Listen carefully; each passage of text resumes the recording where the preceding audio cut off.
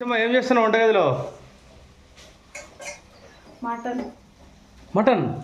Wow. నువ్వు తేలేదుగా? నేను కాదు, నువ్వు తేలే. మీ అక్కగారు తెచ్చారు. మా అక్కగారు బావగారు తెచ్చారు. అక్క అనకూడదు, బావ తెచ్చి అక్కపోతే బయటికి. హాయ్ అండి, గుడ్ మార్నింగ్.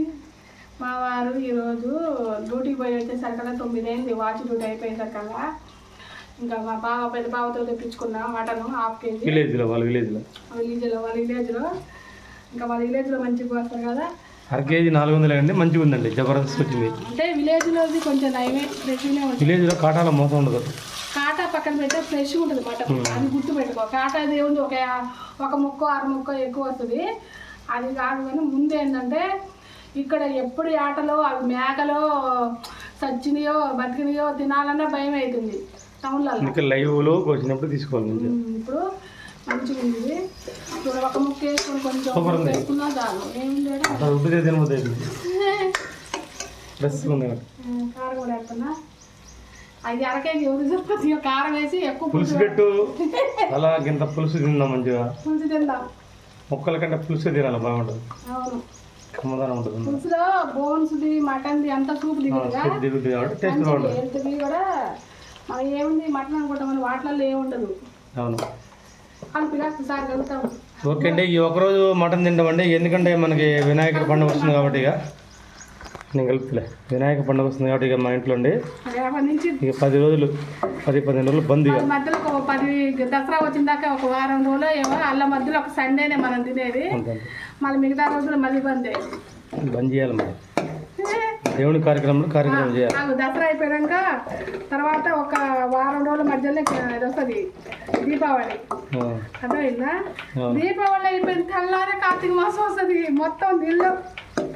ఓకే, మన హిందూ శాస్త్ర ప్రకారం పండుగలు బాగా చేసుకోవాలి. ఈ తిండి కంటే ముందు అదే ముఖ్యంగా.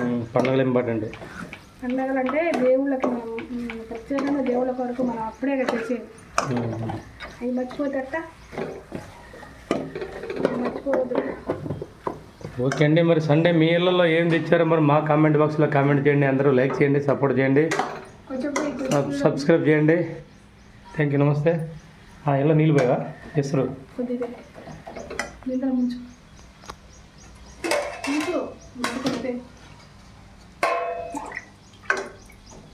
పోయినా స్వామి. కొద్దిసేపు కొద్ది కారం వాసన పోద్ది కదా, అప్పుడు కొంచెం ఇలా అడుగు స్టీల్ కళాయిగా ఊపిన అడుగు పడుతుంది.